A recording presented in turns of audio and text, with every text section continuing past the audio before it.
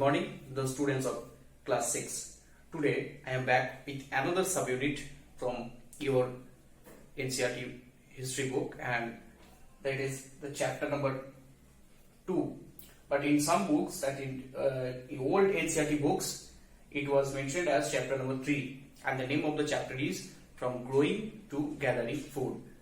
Now open your book and just look at this subunit, and the name of the subunit is A Closer Look, Living and Dying in MEHRGARH. So today's subunit is A Closer Look, Living and Dying in MEHRGARH. You have already familiar with the name MEHRGARH in previous classes. That MEHRGARH is an archaeological site from where historians found some archaeological evidences from Neolithic age, and as well as when people started their agriculture. Now, what is the location of MEHRGARH? That MEHRGARH, it is a fertile plain, it is situated in the fertile plain of Indus Valley, near Bolan Pass. Bolan Pass is a mountain pass situated, and through this pass you can reach Iran. And obviously the place is situated in the province of Balochistan in today's Pakistan. And through this pass you can easily go to Iran. So it is situated in a very important region. So what are the features of these archaeological sites? That archaeologists, due to excavation, they have found lot of different artifacts and some evidences of agriculture and animal rearing. So what are those evidences? Look at the board. It is point number 1. It is one of the places where people learned to grow barley and wheat. So the evidences of barley and wheat cultivations were found in this place. As well as they reared sheep and goat for the first time. So the evidences of the bodily remains of the sheep and goat were found from MEHRGARH. So MEHRGARH was the place from these artifacts were found by the archaeologists. Number 2, from this site many animal bones such as deer, pig, sheep, goat, etc. were found. Archaeologists, due to excavation, they have found the animal bones also. And number 3, the remains of rectangular and square shaped houses, also some with 4 and more rooms, were found in the MEHRGARH. And another interesting fact that the archaeologists they just guess that some of which these houses may have been used for storage. Storage means the food and grains. They use these rooms as storage. So most of these rooms are 4 or more rooms are 2-storied, and some rooms are and some houses with 4 and more rooms.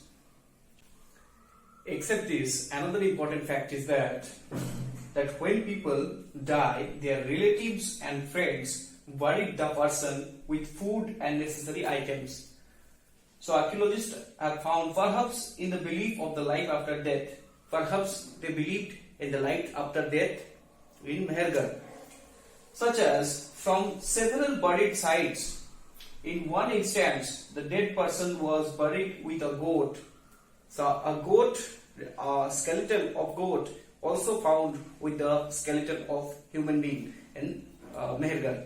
So it is an example that maybe they believed in afterlife and made to serve as food in the next world, and so they keep the goat as a food for the next world.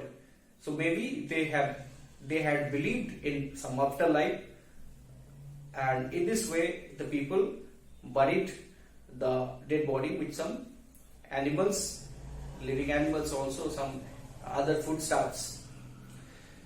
So this type of example we have also found in Egyptian history. So that's all from A Closer Look, Living and Dying in MEHRGARH. Now we look another portion from your book. It is in the last of your book. It is elsewhere. So look at elsewhere. Okay. So in your book, in the last page,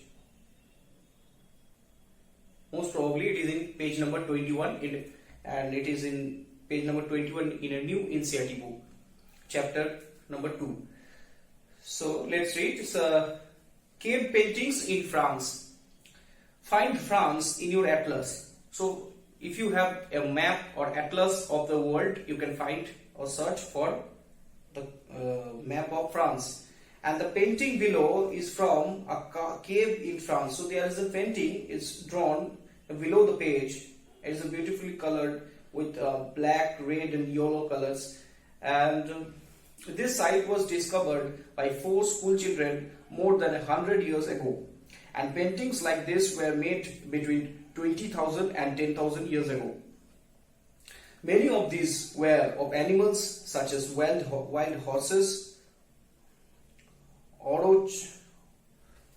arrows, an older white form of cattle, bison, woolly rhinoceros, reindeers and deer, painted in bright colors. These colors were made from minerals like ochre or iron ore and charcoal, etc. So it is possible that these paintings were done on ceremonial occasions, or perhaps they were made for special rituals performed by hunters before they went in search of prey.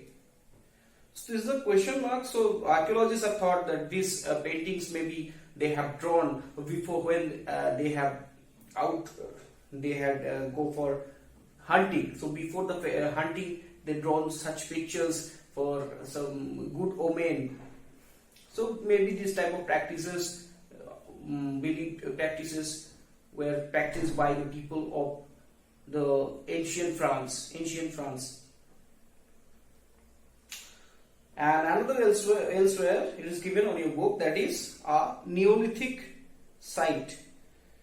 So find Turkey in your atlas. Now go to Turkey. From France, go to watch the map of Turkey. So one of the most famous Neolithic sites, Catalhuyuk. Catalhuyuk is another famous Neolithic site, and it was found in Turkey. Neolithic means New Stone Age.